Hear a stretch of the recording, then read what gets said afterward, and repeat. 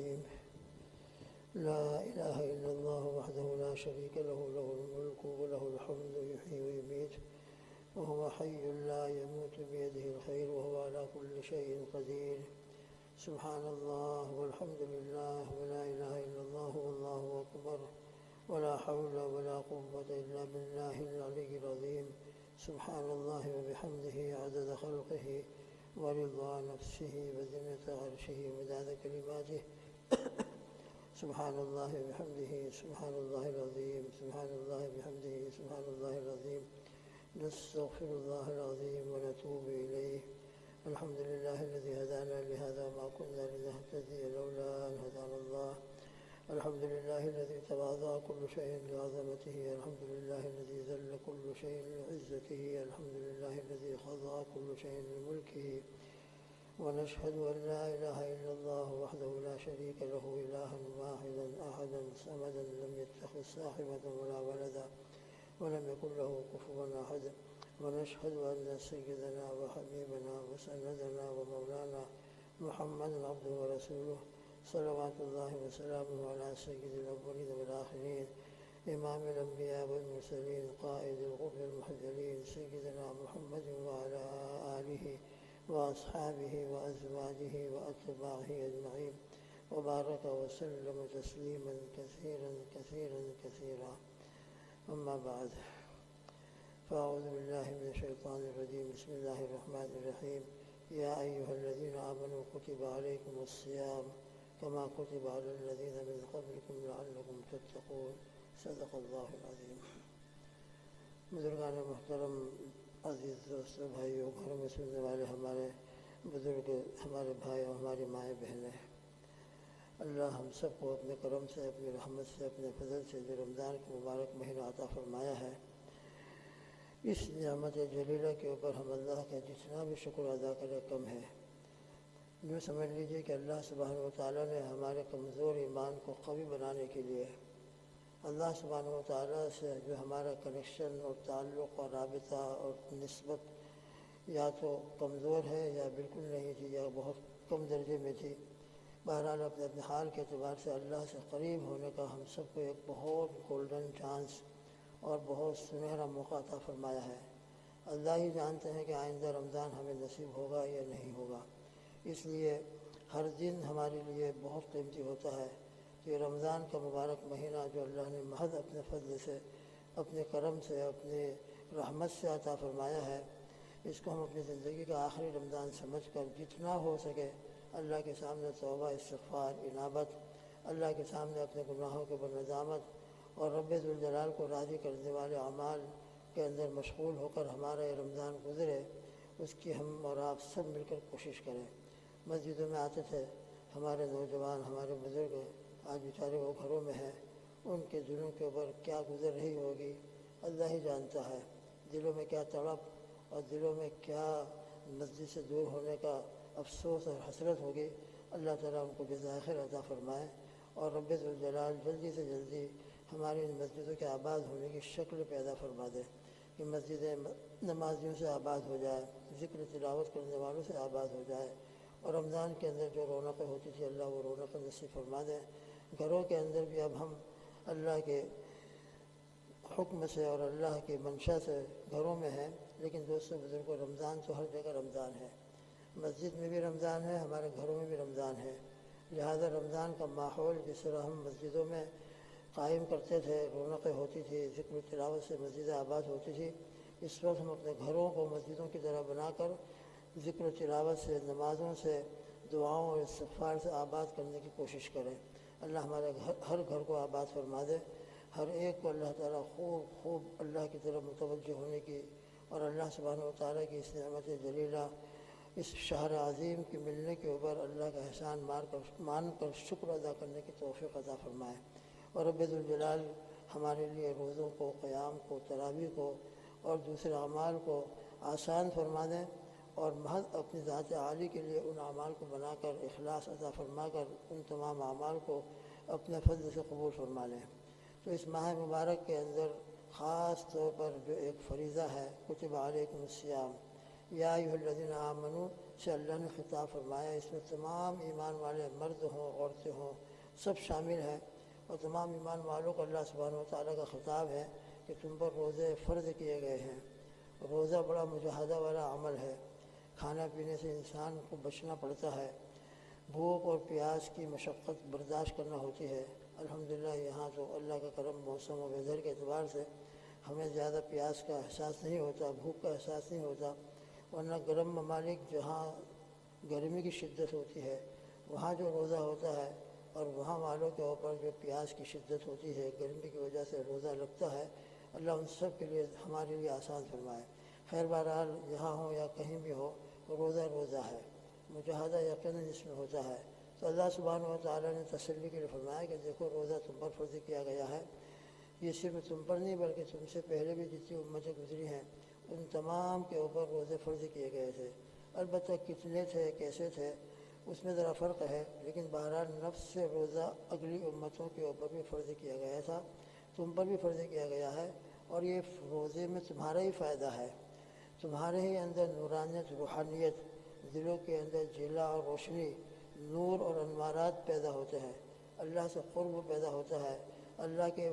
بہت قریب ہو جاتا ہے روزے دار، اور دنیا کے اندر تقوی والی صفت روزے کی برکت سے پیدا ہوتی ہے۔ اللہ کے خوف اور خشیت کی وجہ سے جب ہم نے حلال چیزوں کو چھوڑا ہے، اس کی عادت ڈالی ہے، تو حرام چیزیں بھی چھوڑنے کے الحمدللہ اس کی برکت سے ایک قوت اور ایک جذبہ اور اندر دل میں ایک کیفیت پیدا ہوتی ہے کہ جب میں نے اللہ کے لیے حلال چیزوں کو چھوڑا ہے تو جھوٹ اور غیبت، گناہ تو ہر وقت حرام تھے، رمضان میں بھی حرام، روزے میں بھی حرام، روزے کے علاوہ میں بھی حرام، تو ان حرام چیزوں کو تو مجھ کو بطریقہ اولا چھوڑنا چاہیے، اور حقیقت میں روزہ یہی ہے۔ روزہ حقیقت میں یہی ہے کہ انسان صرف بھوکے رہنے کا نام روزہ نہ سمجھے، بلکہ روزے کی حقیقت یہ ہے کہ انسان نے جس طرح اللہ کے لیے کھانے پینے کو چھوڑا ہے، خواہشات کو چھوڑ دیا ہے، اپنے ہر عضو کو اللہ کی نافرمانی سے بچائے، آنکھوں کا روزہ ہو، کان کا روزہ ہو، زبان کا روزہ ہو، ہاتھ کا روزہ ہو، یہ تمام کے تمام اعضاء اللہ کی مرضی کے مطابق ہم استعمال کر رہے ہوں،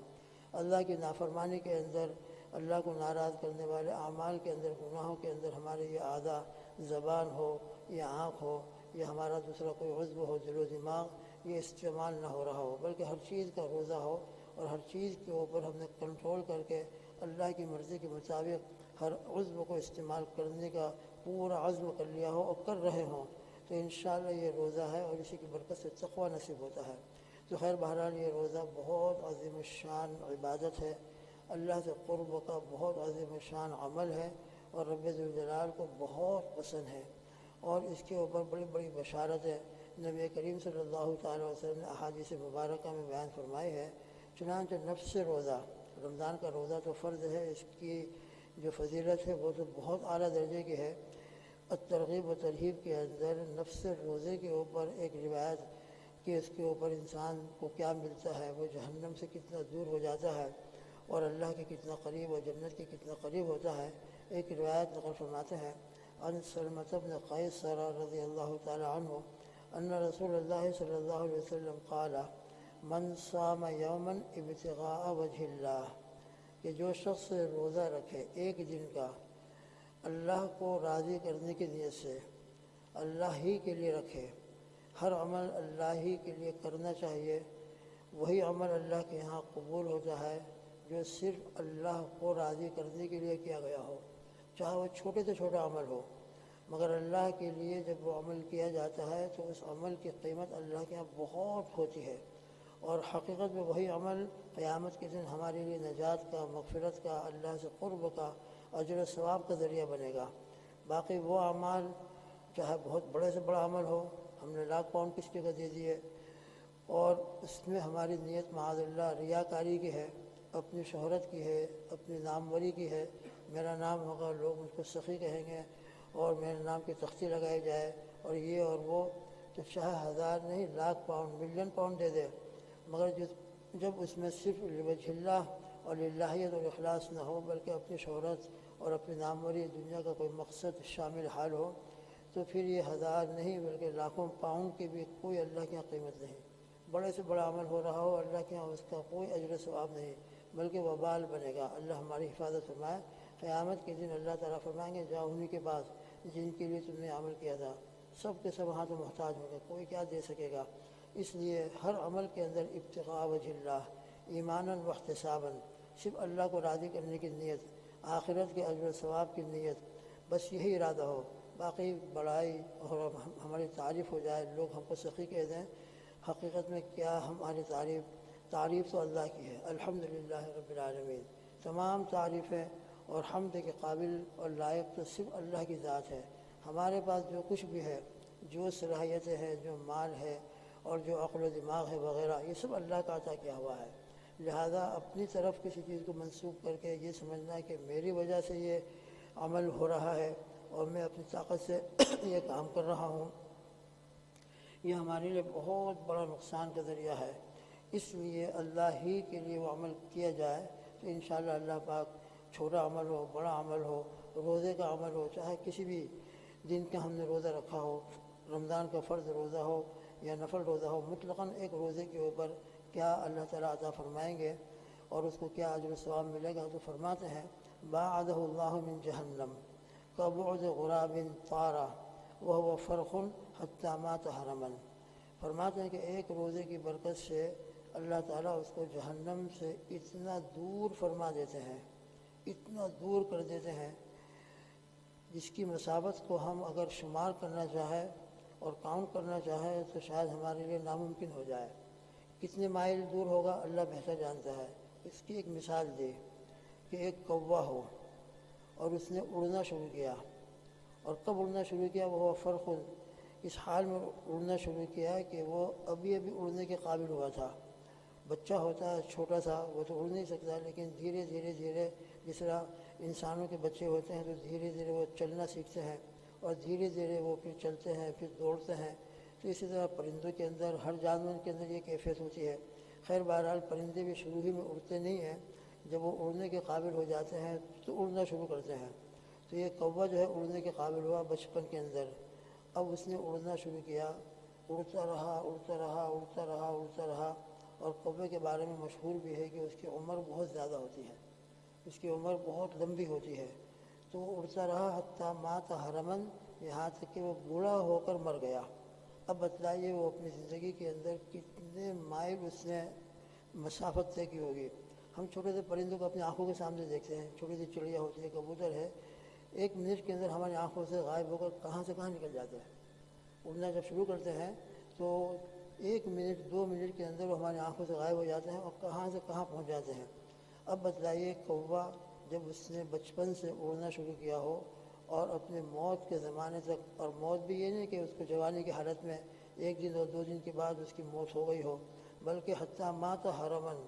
وہ جوان ہوا، حتیٰ کہ بوڑھا ہوا، ضعیف ہوا، جسے انسانوں کے اندر ضعیف ہوتا ہے۔ تو اس طریقے سے اس کے بڑھاپے کا زمانہ آیا اور یہ اپنی پوری زندگی اڑتا رہا۔ بتلائیے کتنے مائل وہ اڑا ہوگا، اس کا کوئی اندازہ اور اس کا کوئی شمار ہو سکتا ہے؟ ناممکن ہے۔ تو ایک روزے کی برکت سے اللہ تعالیٰ اس روزے دار کو جہنم سے اتنی مسافت کے اعتبار سے دور کر دیتے ہیں، مائلوں کتنے مائل اللہ جانتے ہیں اور اللہ کے علم میں ہے۔ تو روزہ اتنی بڑی عبادت ہے، نفس روزے کے اوپر یہ فضیلت ہے، باقی رمضان کا روزہ تو اور زیادہ فضیلت والا ہے، اور زیادہ اس کے اوپر اجر و ثواب انشاءاللہ ہوگا۔ اس لیے روزہ بڑی بشاشت کے ساتھ، بڑی محبت کے ساتھ، اللہ تعالیٰ کا بہت بڑا کرم اور احسان سمجھ کر کے ہم کو اللہ نے روزہ رکھنے کی توفیق عطا فرمائی۔ اس لیے روزے کو ہم اپنے لیے کوئی مصیبت نہ سمجھیں کہ کھانا پینا چھوٹ گیا، مجاہدہ ہو رہا ہے، بھوک اور پیاس لگ رہی ہے اور اپنے خواہشات سے ہم رکے ہوئے ہیں، نہیں، بلکہ اللہ کا شکر ادا کریں کہ اللہ ہی نے طاقت دی، اللہ ہی نے روزہ آسان کیا۔ حقیقت میں یہ بڑے روزے ہوں یا چھوٹے روزے ہوں، خاص کر یہ بڑے روزے بیماروں کے لیے، کمزوروں کے لیے اللہ ہی آسان فرماتے ہیں، اور اللہ ہی کی مدد اور ان کی توفیق اور ان کی غیبی نصرت سے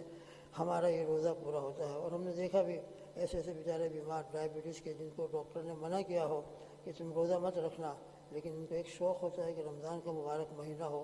کبھی زندگی میں ہم نے روزہ چھوڑا نہیں، اب روزہ چھوڑیں ان کے لیے بہت مشکل ہوتا ہے۔ تو ڈاکٹر کے کہنے کے باوجود بھی وہ روزہ رکھ لیتے ہیں ماشاءاللہ، اور رکھنے والے تھے بھی، ان کا انتقال بھی ہو گیا، اللہ ان کی مغفرت فرمائے۔ تو ایسی حالت کے اندر بھی وہ روزہ رکھ لیتے ہیں۔ تو الحمدللہ بڑے ذوق اور شوق سے جو ہم روزہ رکھتے ہیں، یہ صرف اللہ کی مدد اور ان کی توفیق سے ہوتا ہے۔ لہذا اللہ کا شکر ادا کریں اور رمضان کے ان مبارک روزوں کو بہت شوق کے ساتھ، بہت محبت کے ساتھ ماشاءاللہ بچے بھی رکھ لیتے ہیں اور رکھتے ہیں، ایک ماحول ہوتا ہے، اللہ ان کو بھی ہمت اور توفیق عطا فرما دیتے ہیں، تو الحمدللہ بچوں کا بھی روزہ ہو جاتا ہے۔ اس لیے بڑے ہو کر اگر ہم روزہ نہ رکھیں، بچے روزہ رکھ رہے ہوں اور ہم بڑے ہیں، نوجوان ہیں، روزہ نہ رکھیں تو یہ ہمارے لیے بہت زبردست محرومی ہے اور بہت زبردست اپنے آپ کو دور کرنا ہے۔ لہذا یہ رمضان کا مبارک مہینہ جو اللہ سے قرب کے لیے ہم کو اللہ نے عطا فرمایا ہے، اس کی ہم قدر کریں۔ روزہ یہ ایک عبادت ہے، فرض عبادت ہے، اور ہر عبادت کے لیے نیت کرنا ضروری ہوتا ہے، تو روزے کے لیے بھی نیت ضروری ہے۔ جس طرح نماز ہے، اس کے لیے بھی نیت ضروری ہوتی ہے، دل کے اندر ہم نے نیت کر لی کہ میں فجر کی فرض پڑھ رہا ہوں، اور امام اگر جماعت کے ساتھ تو امام کے پیچھے پڑھ رہا ہوں، یہ نیت جس طرح نماز میں ضروری ہے، زکوٰۃ میں ضروری ہے، حج میں ضروری ہے، اسی طرح روزے میں بھی ضروری ہے۔ بغیر نیت کے انسان کھانا پینا چھوڑ دے اور روزے کی نیت نہ کی ہو تو وہ روزہ نہیں کہلائے گا۔ لہذا رمضان کے روزے ہوں یا نفل روزے ہوں یا اور کوئی دوسرے قضا روزے ہوں،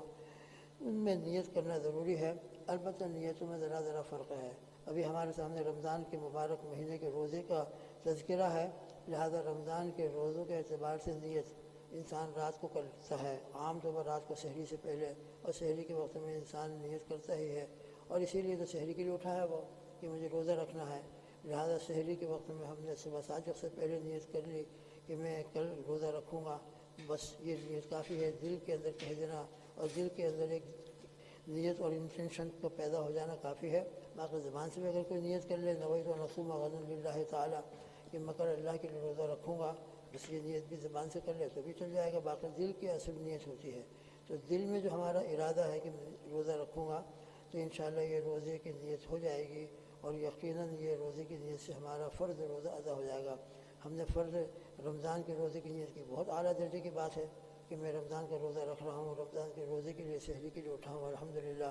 اور رمضان کا روزہ رکھ رہا ہوں، بہت اعلیٰ درجے کی بات ہے۔ باقی رمضان کے روزے کی نیت کے بارے کے اندر فقہاء نے جو مسائل بیان کیے ہیں، اس میں بہت وسعت ہے۔ صرف یہ نیت بھی اگر کوئی کر رہا ہے کہ میں روزہ رکھ رہا ہوں اور رمضان کا مبارک مہینہ ہے تو انشاءاللہ وہ رمضان ہی کا فرض روزہ ادا ہوتا ہے۔ یہ تو بالکل ہمارا جو عام حالات ہے، نارمل حالات ہے، اس کے اعتبار سے نیت ہے۔ کبھی کبھی ایسا ہوتا ہے کہ انسان کی طبیعت ذرا نازک اور طبیعت ذرا کمزور ہے، بیمار ہے، روزہ رکھوں نہ رکھوں تذبذب ہے، اور ہمت ہو رہی ہے ایک طرف، دوسری طرف بیماری کا خیال آ رہا ہے کہ خدا نہ خواستہ میں اس بیماری میں روزہ رکھوں گا تو روزہ میرا پورا ہوگا کہ نہیں ہوگا۔ تو ایسا اگر کوئی شخص یا اتفاق سے کوئی شخص نیت کرنا بھول گیا ہے اور سحری کا ٹائم گزر گیا ہے، جیسے ابھی سحری کا ٹائم گزر گیا ہے اور صبح صادق شروع ہو کر ابھی نہار شرعی شروع ہو گئی ہے۔ ایک ہوتا ہے نہار شرعی اور ایک ہوتا ہے نہار عرفی۔ نہار عرفی جس کو ہمارے عرف کے اندر دن اور ڈے کہا جاتا ہے،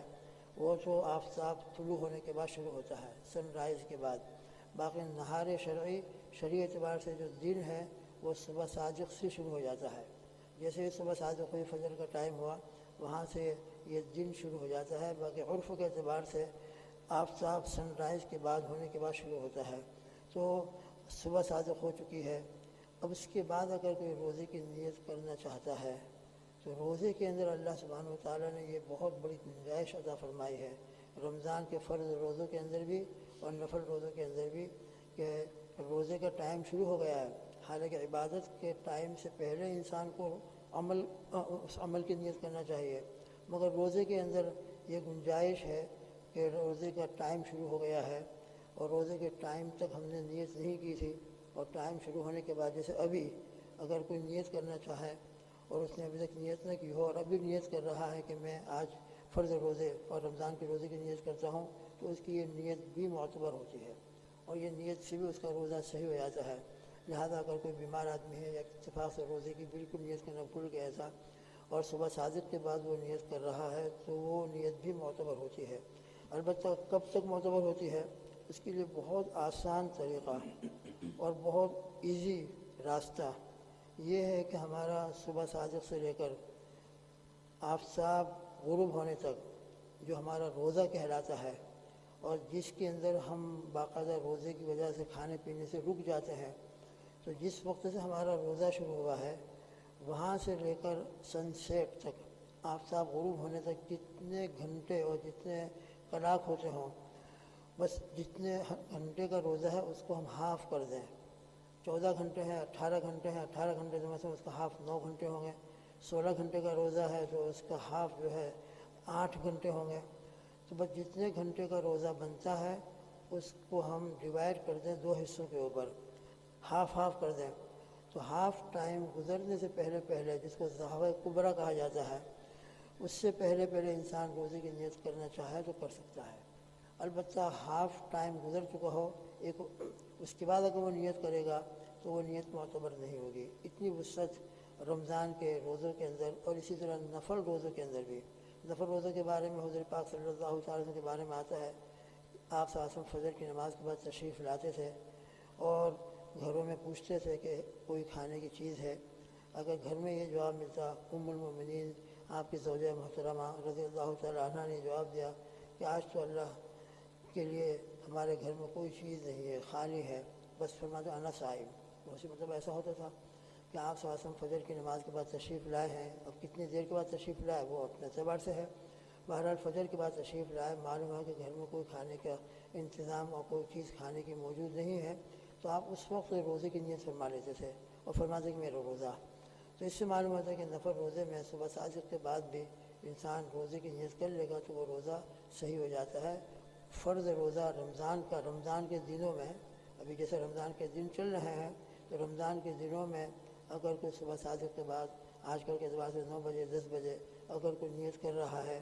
بہرحال ہاف ٹائم گزرنے سے پہلے پہلے، بیمار آدمی تھا، ہمت نہیں ہو رہی تھی لیکن کچھ کھایا پیا نہیں تھا، یہ شرط ہے، یہ کنڈیشن ہے کہ صبح صادق سے پہلے کھایا ہو تو بالکل جائز ہے، صبح صادق کے بعد کوئی چیز کھایا پیا نہیں ہے اور